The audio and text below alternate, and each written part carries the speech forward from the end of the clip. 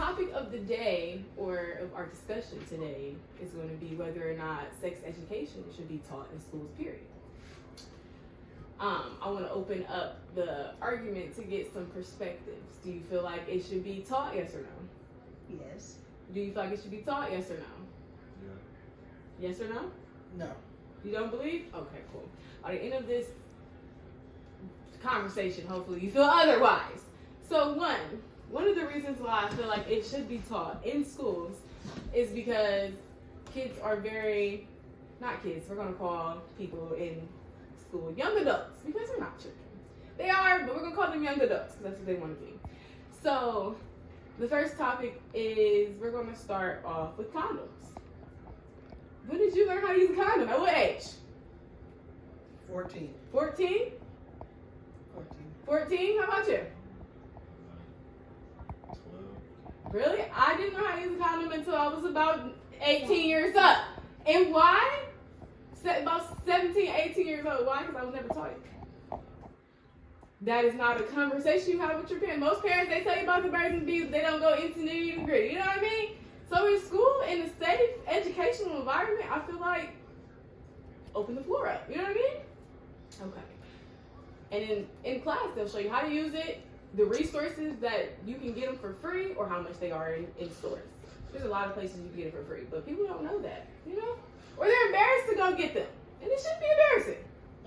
I feel like another point that should be taught, why it should be taught, is so young people can protect themselves. So some people don't know how to identify what an STD looks like, or what it doesn't look like, or what this should look like, or what it shouldn't smell like. You know? If you're not taught it, you're just oblivious to it, and me personally, you're like, oh, I'm just starting to have sex. This is normal. 9 times out of 10, if you gotta ask yourself if it's normal, it's not normal. And I feel like a lot of kids, they like, oh, well, and they don't want to open up to their peers. They might not be doing what they're doing. They can't tell their parents because a lot of people don't tell their parents they're sexually active or even thinking about it.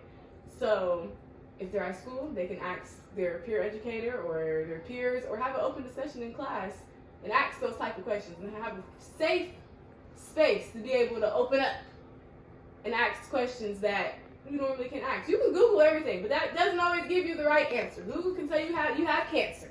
It's not always the right answer.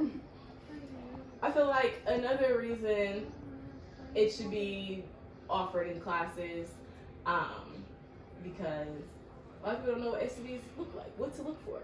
What about pregnancy? We're going to get there. Hold on. You're going to get there because I know you're running to that finish line. Gotcha. So, we're skipping over stuff. So then we want to talk about stereotypes, because in our generation, or even y'all's generation probably, you know, sex was frowned upon. It's not a comfortable situation or a comfortable conversation that people can have, especially with females. Males, it's, oh, you out here doing so-and-so? Okay, but females is slut shamed. And it's not really a comfortable conversation that you can just walk up to your mom or your brother, however, and say, hey, is this supposed to happen when this happens? X, Y, Z. What is the process of this? What is the outcome of this? What is the effects of this? Me personally, I did not learn none of this until I joined a program and I became a peer educator. Because in high school, I was oblivious, and I believed what this dude told me, and he lied. Got pregnant. Speaking of pregnancy, we're gonna go ahead. Okay, we're going to go to pregnancy now. I'm going to give you all a little bit of background on my pregnancy story, what happened to me, and why I feel like I should have been educated a little bit more. Maybe I don't regret my kid, but maybe things would have been different. So when I was in high school, it was the thing everybody was talking about, oh, you do this with so-and-so, you do this, and you just listen, you hear, and of course, young people are curious. Curiosity definitely killed the cat. So, being not, I'm not call young people dumb, but uneducated. Young people being uneducated, like myself, was very uneducated. I didn't understand what ovulation was. I didn't understand how semen and eggs made a baby. Didn't understand it. Didn't understand the signs, you know? Didn't understand you get pregnant off of pre-cum. Is this open for questions? It is.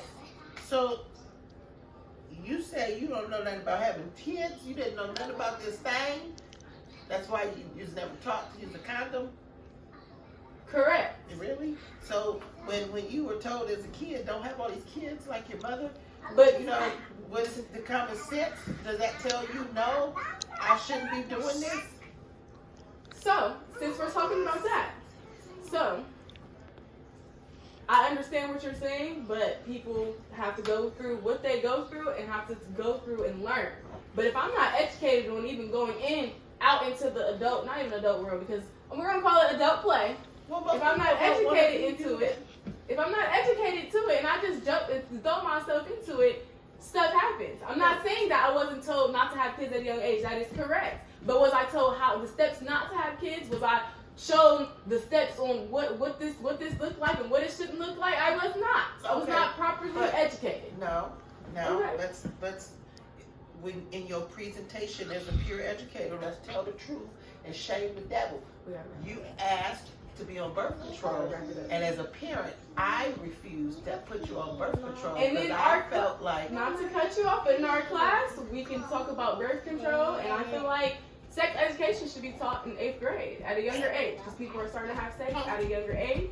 And I do appreciate the dialogue. I appreciate the intake, and I hope our conversation has changed your mind a little bit on why people should be taught sex education